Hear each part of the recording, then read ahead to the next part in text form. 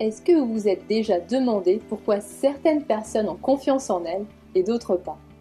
Pourquoi certaines personnes ont une bonne estime d'elles-mêmes alors que d'autres se dévalorisent sans cesse et ne se sentent jamais à la hauteur? Pourquoi certaines personnes savent facilement exprimer leurs envies ou alors leurs idées, alors que d'autres restent sous l'influence de leur entourage et n'osent pas prendre la parole?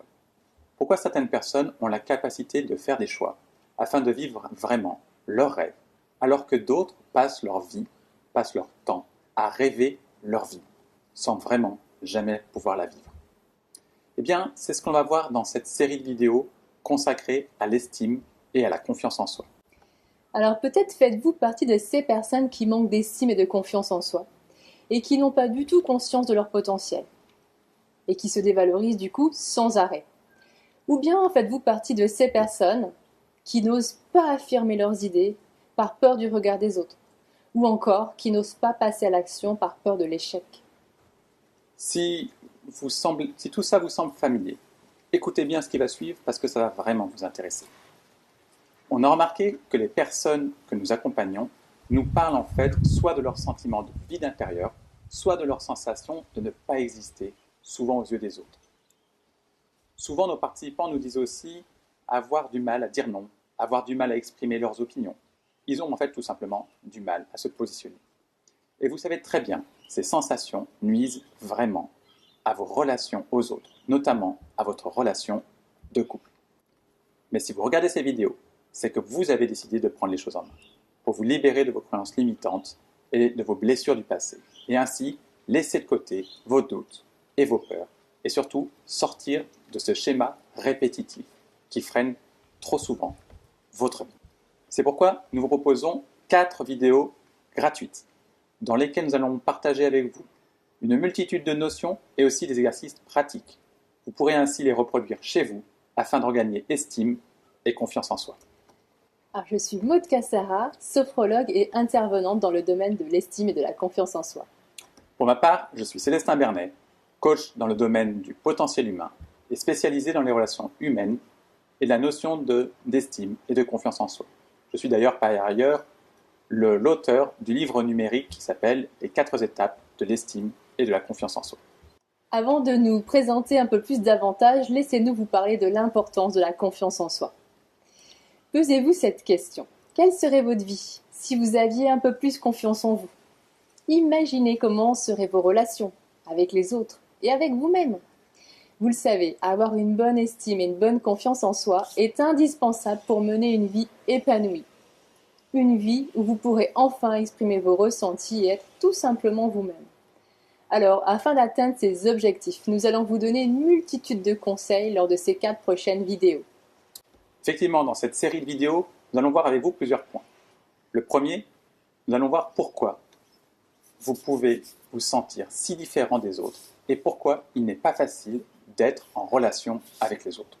Le deuxième point que nous verrons, c'est justement ces notions. Nous verrons 3 notions indispensables. La première, c'est la notion de la confiance en soi. La deuxième, c'est la notion de l'estime de soi. Et enfin, on parlera aussi d'une notion fondamentale, c'est la notion de l'amour de soi. Ce sont des notions que trop souvent, en fait, nous mélangeons. Et vous verrez qu'une fois que vous saurez vraiment faire la différence entre toutes ces notions, cela vous permettra de comprendre quelle est votre source de votre mal-être à vous. Alors nous verrons également quelles sont les différentes étapes de la construction de l'estime de soi pour que vous puissiez avoir enfin une bonne image de vous-même. Nous vous parlerons aussi des besoins essentiels pour avoir une bonne relation à soi et une bonne relation aux autres. Vous pourrez ainsi voir si, au quotidien, vous savez ou non écouter, exprimer et respecter vos propres besoins. Vous verrez que respecter vos propres besoins vous aidera entre autres à mieux vous connaître et à mieux vous affirmer. En bonus, je vous offrirai une initiation à la sophrologie afin d'apprendre à être plus à l'écoute de ces fameux besoins essentiels. Je vous parlerai un peu plus de la sophrologie dans quelques instants. Pour ceux qui souhaitent aller plus loin, nous vous présenterons en fait le programme que nous avons appelé « J'ai confiance en moi ».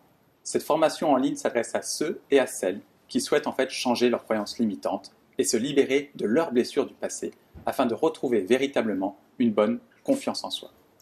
Mais on le sait, c'est d'ailleurs évident, tout le monde ne va pas suivre cette formation. Et c'est pourquoi nous avons décidé de vous donner un maximum d'informations complètement gratuites afin que vous puissiez, par vous-même, avancer dans la reconquête de votre estime et de votre confiance en vous. Nous verrons dans les prochaines vidéos les témoignages de Sandrine, Virginie, Corinne ou Dan, qui grâce à notre accompagnement ont pu regagner amour, estime et confiance en eux. Alors s'ils ont pu le faire, vous pouvez y arriver aussi. Mais comme promis, laissez-nous d'abord nous présenter afin que vous puissiez un peu mieux connaître notre parcours et quelles sont les raisons qui nous ont conduits à accompagner les hommes et les femmes lors notamment de nos séminaires, nos formations. Pour tout vous avouer, à l'époque, nous manquions, nous aussi, d'estime et de confiance en soi. Comme vous peut-être, nous étions freinés par nos peurs, par nos croyances et par nos blessures. Personnellement, je vivais constamment avec un sentiment d'infériorité. Quelle que soit la situation ou les personnes avec lesquelles je me trouvais, je me sentais toujours moins intéressante, toujours moins cultivée, moins drôle. En bref, je ne me sentais pas digne d'être appréciée ni même aimée. Alors bien sûr, j'avais trouvé une parade pour échapper à ces sentiments et à ce mal-être. J'adoptais un comportement de fuite et je me repliais sur moi-même. Et oui, au moins, en étant seule, je ne m'exposais pas au regard des autres et encore moins à leur jugement. Vous imaginez bien les dégâts que ça pouvait causer sur ma vie relationnelle, dans mon travail ou alors quand je rencontrais un homme. Pour ceux qui me suivent, vous connaissez peut-être un petit peu mon histoire. Plus jeune, j'ai été dyslexique. Donc du coup, je me percevais comme moi aussi moins bien, moins compétent, tout simplement moins à la hauteur. Du coup, je cherchais en fait à détecter chez les autres les signes qui allaient me conforter dans mes idées négatives à moi. C'est ce qu'on appelle la fameuse théorie de la carte du monde. Cette théorie, nous allons vous en reparler un peu plus tard dans les vidéos. J'ai pu aussi, par le passé, être tétanisé par le passage à l'action. Bien sûr, je me trouvais, moi, plein d'excuses, qui étaient d'ailleurs tout à fait valables de mon point de vue. Mais le résultat, il était là. Je n'osais pas faire. Et j'avais par la suite des regrets. Souvent, je pouvais dire que c'est pas très grave parce que plus tard, j'y arriverai. Le problème, c'est qu'en fait, tout était toujours remis à plus tard. Et dans le présent, je souffrais de mon inaction. Et j'ai vécu cela tant dans le domaine professionnel que dans le domaine personnel, notamment dans ma relation aux femmes. Jusqu'au jour où en fait, je me suis dit que tout ça devait s'arrêter, si je voulais enfin vivre ma vie et non plus la rêver. Alors de mon côté, je sentais bien que quelque chose n'allait pas, mais sans savoir vraiment quoi exactement. Souvent, je me disais « Arrête de te plaindre, c'est pas grave, ça finira par passer avec le temps ». Sauf que mon manque d'estime et de confiance en moi se faisait malgré tout sentir au quotidien et dans presque tous les domaines de ma vie. Je passais mon temps à me remettre en question. Je n'osais pas dire ce qui me gênait ou ce qui me blessait, surtout dans mon milieu professionnel. C'est d'ailleurs un de mes collègues de travail qui a été mon élément déclencheur pour oser passer à l'action et oser changer. Moi, de mon côté, comme je viens de vous le dire, je me suis dit un jour que je devais arrêter de ne plus vivre ma vie. Je me rappelle très bien cette époque, je vivais en couple. J'avais un travail, d'ailleurs au passant, je n'avais pas vraiment choisi ce travail. Mais il fallait bien gagner sa vie, du moins c'est ce que j'aime même répéter dans ces cas-là. Je ne savais pas vraiment pourquoi, mais je n'étais pas très très heureux. Maintenant, je peux le dire, c'est plus facile de dire avec un peu de recul, je peux dire en fait que tout simplement, je ne vivais pas ma vie, d'accord ? Mais je vivais une vie que je croyais à l'image de la société. Du moins, c'est ce que je pouvais, moi, en avoir comme impression. Du coup, pour sortir de tout ça, j'ai décidé de me former à différentes méthodes, notamment de développement personnel, dans un seul but, améliorer ma vie, pour être plus heureux. J'ai donc suivi des formations assez longues, notamment la méthode ESPER de Jacques Salomé, des formations aussi en PNL, qui étaient d'ailleurs délivrées par un Canadien, et je me suis aussi formé au coaching, notamment aux techniques d'Anthony Robbins. J'ai pu oser être plus moi-même grâce à ça. J'ai découvert en fait le bonheur de pouvoir vivre ma vie. Et c'est là qu'en fait que j'ai décidé que je voulais carrément en faire mon métier. Je voulais aider les personnes qui, comme moi, n'osaient pas vivre leur plein potentiel. Alors pour mon cas, le moyen que j'ai trouvé à l'époque pour engager sans plus tarder ce changement vraiment dont j'avais besoin, a été la pratique et l'apprentissage de la sophrologie. Alors si vous ne connaissez pas cette méthode psychocorporelle qui allie le corps et l'esprit, vous aurez l'occasion de la découvrir lors de nos prochaines vidéos. Grâce à cette pratique de la sophrologie, je me suis vue changer au fil des mois et des années. Cette méthode, pourtant simple et efficace, m'a aidée dans bien des domaines. J'ai réussi, grâce à ça, à dépasser mes peurs et à lâcher prise sur les événements que je ne pouvais pas contrôler. Petit à petit, j'ai pris conscience que moi aussi j'avais de la valeur et du potentiel, et que moi aussi j'avais un rôle à jouer. Pas à pas, j'ai regagné une bonne estime de moi-même. J'avais réussi à engager le changement et à passer à l'action. En fait, on a remarqué que certaines personnes, ont vraiment envie de gagner en estime et de confiance en soi. Mais elles n'y arrivent pas. Et ce qui fait la différence entre ceux qui arrivent et les autres, c'est avant tout leur perception et leur capacité à agir. Ne vous inquiétez pas, on va revenir sur ces points parce que c'est vraiment important. Vous pensez peut-être, comme certains de nos participants, que changer, c'est compliqué, que ça prend du temps, que ça ne fait pas en claquement de doigts comme ça, comme on peut dire. Peut-être vous êtes vous-même conscient que vous avez besoin d'être accompagné. Mais votre agenda peut être très chargé, vous manquez donc de temps. Il se pourrait même que intérieurement, vous vous dites à vous-même, mais de toute façon, à quoi bon? Je suis comme ça, c'est mon caractère, de toute manière je ne changerai jamais. Ou même, peut-être certaines personnes peuvent se sentir honteux ou honteuses de faire un travail sur l'estime et la confiance en soi. Mais rendez-vous bien compte d'une chose qui est absolument capitale, c'est que dans tous ces cas, tout ce que vous pouvez vous dire, ce ne sont que des excuses, guidées par vos peurs et par vos fausses croyances. Tout ça dans un seul but, que vous ne puissiez pas passer à l'action, que vous ne puissiez pas franchir le pas d'engager un vrai changement dans votre vie. Alors la confiance et l'estime de soi, bien sûr, elle se construit tout au long de votre vie en fonction des événements que vous avez rencontrés ou non. C'est en aucun cas figé à jamais, pas d'inquiétude. Quel que soit votre âge, vous avez tous et toutes la possibilité de gagner en confiance et en estime de soi. Et très souvent, ce n'est pas aussi compliqué que ce que l'on peut imaginer. Par contre, il va falloir oser faire un choix crucial, celui d'oser faire différemment.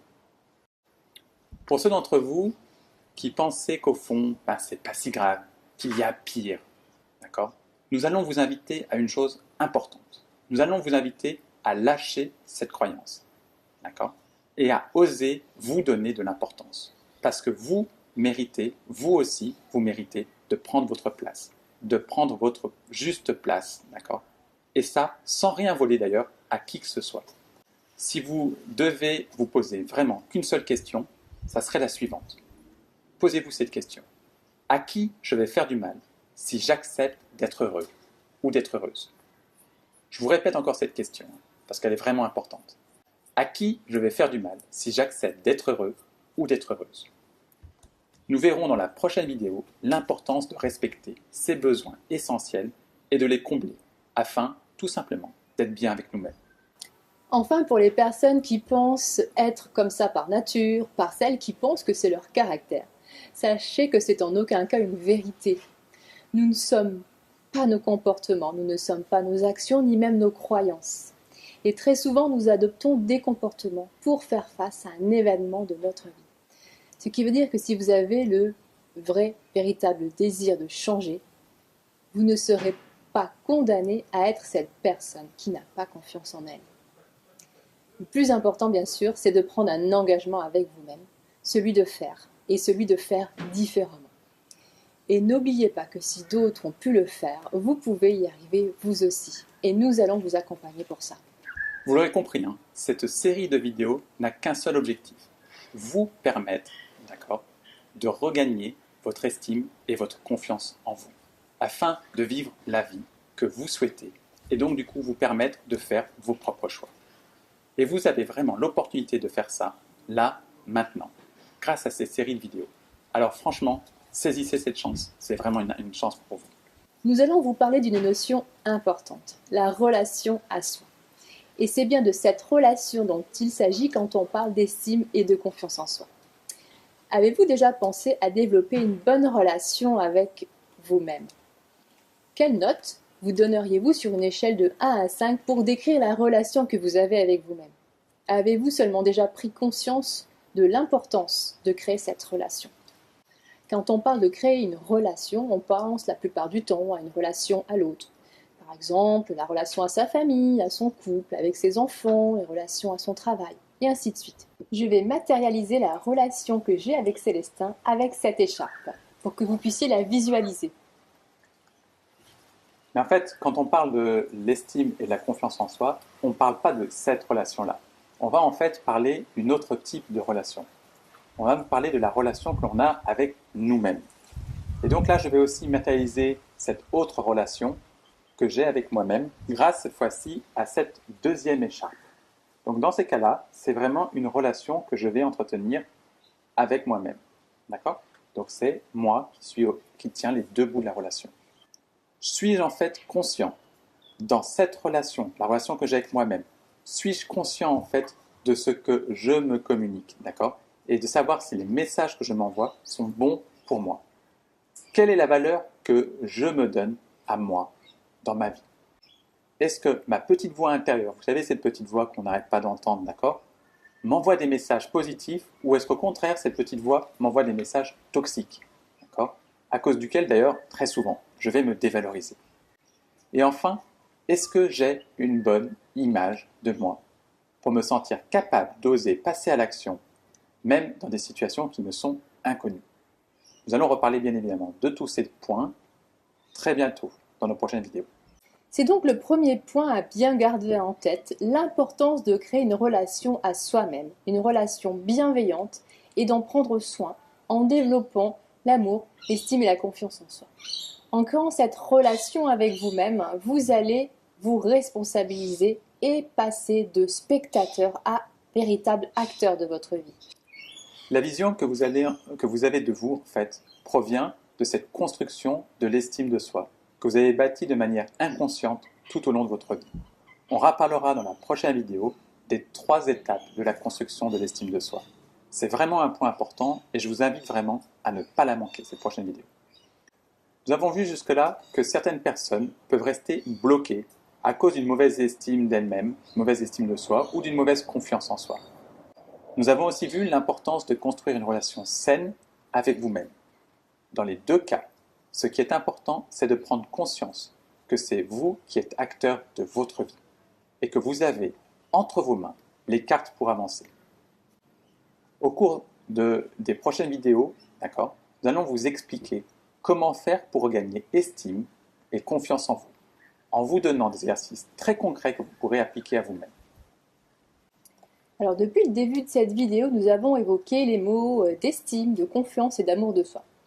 Mais en fait, est-ce que vous faites pleinement la différence entre ces 3 notions? Eh bien, nous vous expliquerons quelle est la différence entre ces notions dans la prochaine vidéo, afin que vous puissiez savoir précisément là où ça pêche pour vous et comment vous pouvez y remédier. Nous parlerons aussi des différentes étapes de la construction de l'estime de soi et comment à tout âge vous pouvez regagner estime et confiance en vous-même.